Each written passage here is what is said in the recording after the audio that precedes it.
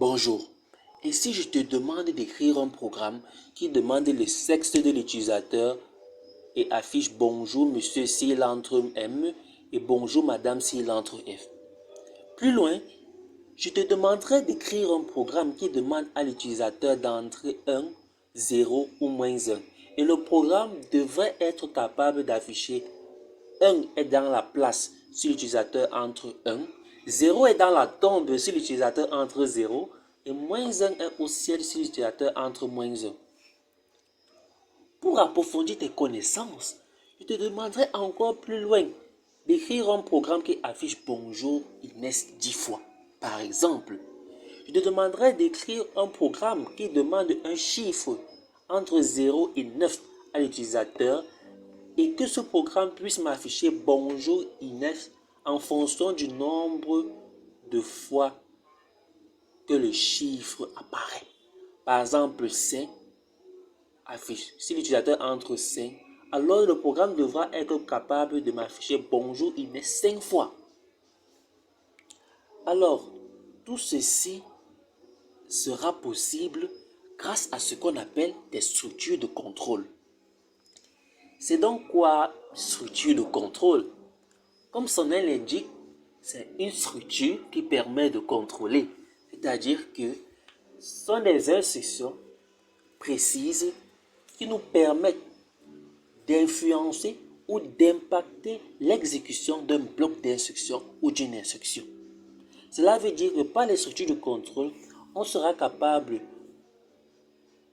moyennant des conditions, de vouloir qu'une instruction s'exécute ou pas. Voilà. Parmi les structures de contrôle, nous avons les structures de contrôle conditionnelles et les structures de contrôle itératives. Commençant par les structures de contrôle conditionnelles, nous avons ici trois variantes. L'instruction if qui revient aussi alors en algorithmique, l'instruction if else qui revient aussi alors sinon, l'instruction switch case qui est nouvelle. Alors, comment marche la première instruction if? If revient à si en français. Si la condition est vérifiée, alors le bloc d'instruction 1 s'exécute. Tout simplement. Alors, par exemple, je dirais que si l'utilisateur entre 0, alors le bloc d'instruction 0 est dans la tombe s'affiche à l'écran. La deuxième structure, c'est if else. Si, alors, sinon. C'est-à-dire, si la condition est vérifiée, alors le bloc d'instruction 1 va s'exécuter. Sinon, le bloc d'instruction 2 va s'exécuter. C'est donc dire que la deuxième structure ou syntaxe nous donne une alternative au cas où la condition ne serait pas exécutée. Alors, la première structure prendra le nom de structure conditionnelle réduite et la deuxième structure prendra le nom de structure conditionnelle complète. Pour continuer, nous avons le switch. Switch, comme son nom l'indique, c'est en anglais. Ça veut dire changer. Aller d'un point à un autre. Tu switch. Changer. Alors, switch case vous permet d'exécuter un seul bloc ou des blocs d'instruction dépendamment de vous, moyennant une valeur, la valeur n, qui est une valeur que j'ai prise au hasard. C'est juste tout simplement le nom d'une variable.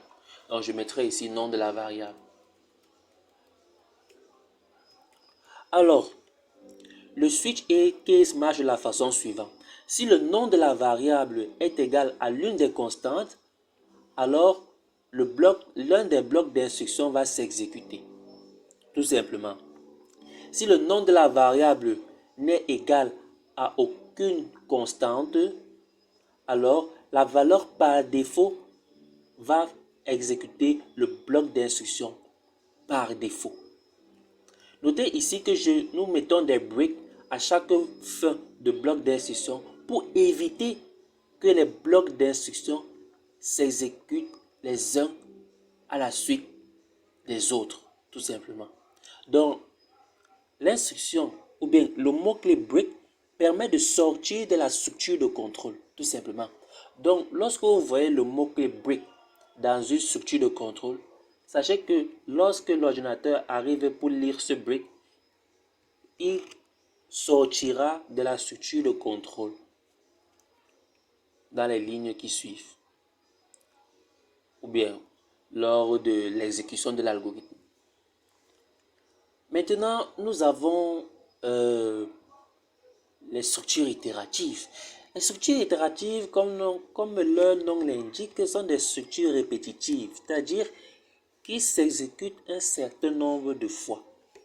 Alors, nous avons le for et le while, ce qui revient à la boucle pour et à la boucle tant que.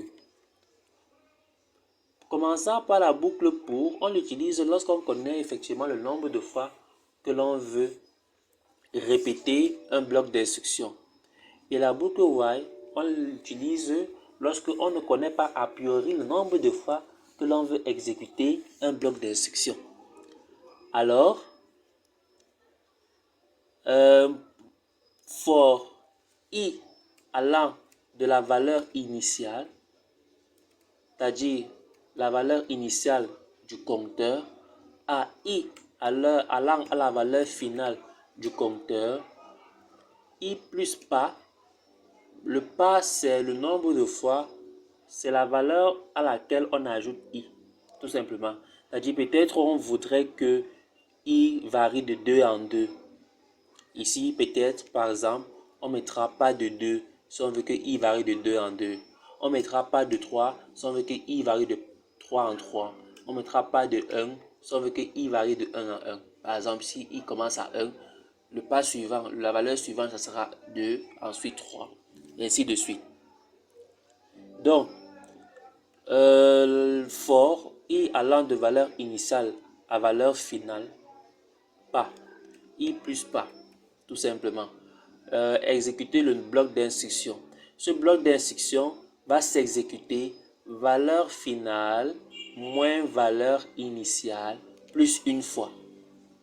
Sachez que lorsque vous voyez le mot-clé continue dans une boucle itérative, alors directement la valeur de i sera incrémentée en fonction du pas et le bloc d'instruction va se répéter ou pas.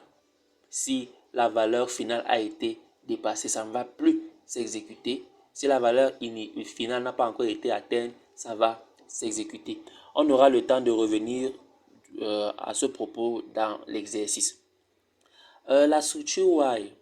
La structure while condition, bloc d'instruction. La structure while nous permet de exécuter un bloc d'instruction un certain nombre de fois, mais qu'on ne connaît pas a priori le nombre de répétitions. Raison pour laquelle le nombre de répétitions va dépendre de la condition. Plus bas, nous avons la syntaxe do while qui n'est pas très différente de while, à la seule différence qu'elle s'exécute au moins une fois. Parce que regardez, ici, on fait d'abord do, c'est-à-dire on exécute d'abord le bloc d'instruction avant de tester la condition. Donc, continue nous permet de passer de la valeur à la valeur suivante de i en sautant toutes les instructions qui viennent après. Goto permet d'arriver sur une seule ligne, sur une ligne d'instruction donnée. On aura le temps d'y revenir dans un exercice. Et donc la prochaine vidéo traitera essentiellement de ces exercices que je vous ai donnés au préambule et des petites astuces pour pouvoir bien faire de tels programmes. Alors, merci et à bientôt.